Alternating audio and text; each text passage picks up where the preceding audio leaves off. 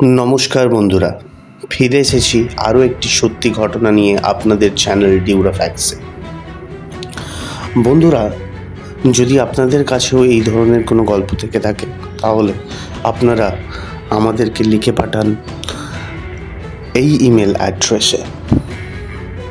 Email অ্যাড্রেসটি হলো sumongiri024@gmail.com।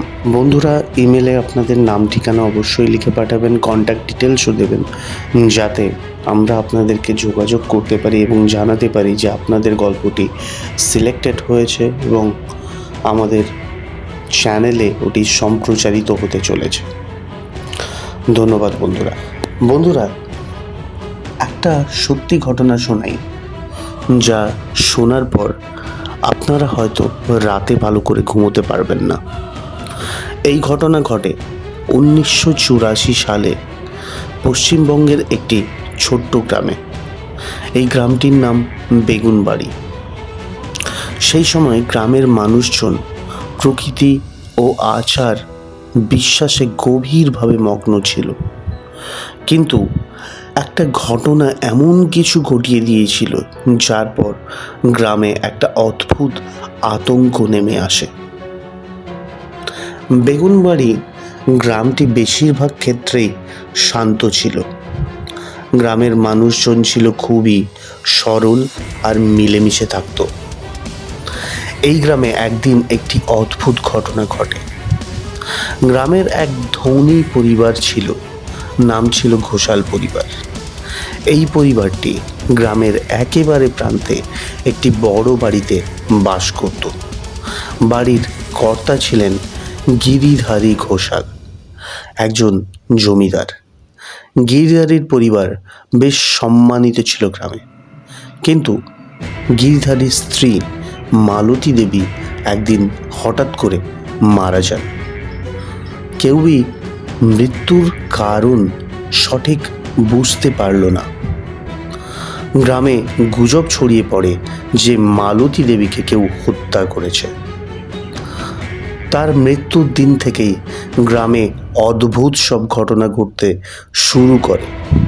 লোকেরা বলে যে রাতের বেলা মালতী দেবীর প্রেতাত্মা তাদের বাড়ির সামনে দেখা যায়। কেউ কেউ দাবি করে গভীর রাতে তার করুণ চিৎকার শুনতে পাওয়া যায়। মালতী দেবীর মৃত্যুর পর গিরিধারী ঘোষালের মধ্যে পরিবর্তন দেখা যায়। আগে যেখানে তিনি খুব মিশুকে মানুষ ছিলেন, সেখানে তিনি এখন সবসময় চুপচাপ ও বিষণ্ণ থাকতেন। তিনি কারোর সাথে মিশতেন না। পরিবারের অন্য সদস্যরাও গিরিধারীর এই আচরণে পরিবর্তন দেখে অবাক হয়ে যায়।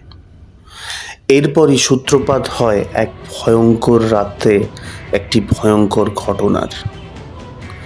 এক রাতে গিরিধারী ঘোষালের বড় মেয়ে মীনাক্ষী গভীর রাতে ঘুম থেকে উঠে বাইরের থেকে এক অদ্ভুত আওয়াজ শুনতে পান।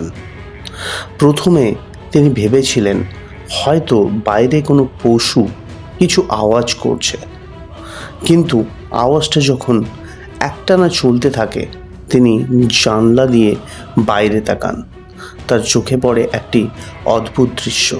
তার মা মালতী দেবীর মতো দেখতে এক মহিলাকে বাড়ির উঠোনে দাঁড়িয়ে থাকতে দেখেন। মীনাক্ষী ভয়ে চিৎকার করে ওঠেন। পুরো পরিবার জেগে যায়, কিন্তু বাইরে তাকিয়ে আর কেউ কিচ্ছু দেখতে পায় না। সবাই ধরে নেয় হয়তো মীনাক্ষী স্বপ্ন দেখছে। কিন্তু পরের দিন থেকেই গিরিধারীর শারীরিক অবস্থার দ্রুত অবনতি হতে শুরু করে। গ্রামের এক পণ্ডিত বলেন যে গিরিধারীর ওপর তার স্ত্রীর প্রেতাত্মার প্রভাব পড়েছে। গিরিধারী একরকম বাধ্য হয়ে পণ্ডিতের কাছে যান এবং সাহায্য চান। পণ্ডিত গ্রামে একটি পুজোর আয়োজন করেন এবং ঘোষণা করেন যদি এই পুজো না করা হয় তবে গোটা গ্রামে বিপদ নেমে আসবে। পুজোর দিন গ্রামে চারিদিক অন্ধকার হয়ে যায়। গ্রামবাসীরা সবাই ভীত হয়ে পড়েন। পুজোর মধ্যেই হঠাৎ করে গিরিধারী চিৎকার করে ওঠেন, মালতী, তুমি কেন ফিরে এসেছো? সেই মুহূর্তে একটি বিকট আওয়াজ হয় আর গিরিধারী মাটিতে লুটিয়ে পড়েন।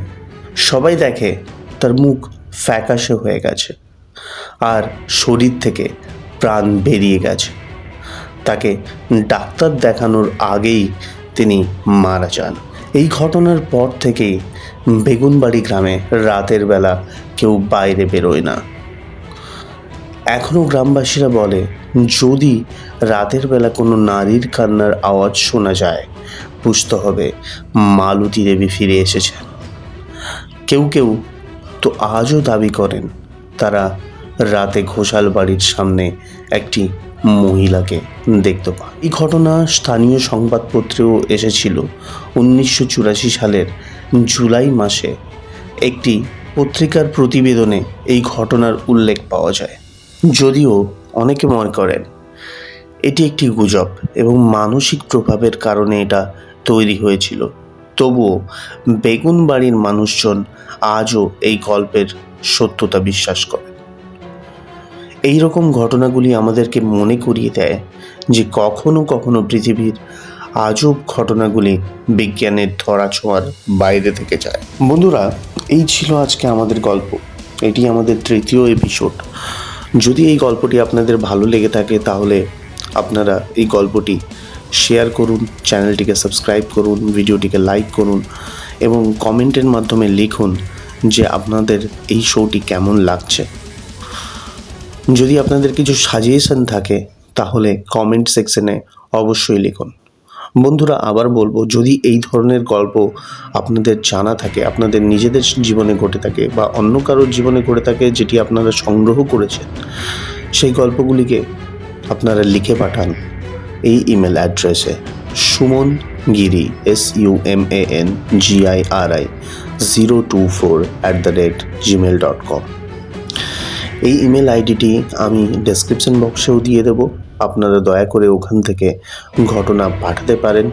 আপনাদের কন্ট্যাক্ট ডিটেলসটা অবশ্যই দেবেন, যার থেকে আমরা যাতে আপনাদের সঙ্গে যোগাযোগ করে জানাতে পারি যে আপনাদের ঘটনাটি সম্প্রচারিত হতে চলেছে এবং ঘটনাটি যেন ইউনিক হয়। বন্ধুরা, অন্য কোনো চ্যানেলে যদি সম্প্রচারিত ঘটনা হয়ে থাকে তাহলে আমাদের জন্য খুব একটা প্রবলেমের তৈরি করে দেবে, কারণ ওটা কপিরাইট ইস্যু তৈরি হয়ে যাবে।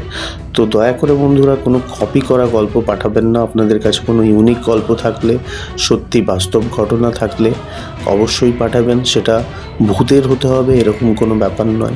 যদি কোনো আনন্যাচারাল ঘটনা হতে থাকে যার কোনো এক্সপ্লেনেশন পাওয়া যাচ্ছে না, ওই ধরনের ঘটনা হলেও চলবে। সো বন্ধুরা, ধন্যবাদ। আজকের মতো এইটুকুই। ডিউরা ফ্যাক্টস চ্যানেলটিকে সাবস্ক্রাইব করুন, ভিডিওটিকে লাইক করুন, কমেন্ট সেকশনে লিখুন আর কোন ধরনের গল্প আপনারা চাইছেন। ধন্যবাদ বন্ধুরা।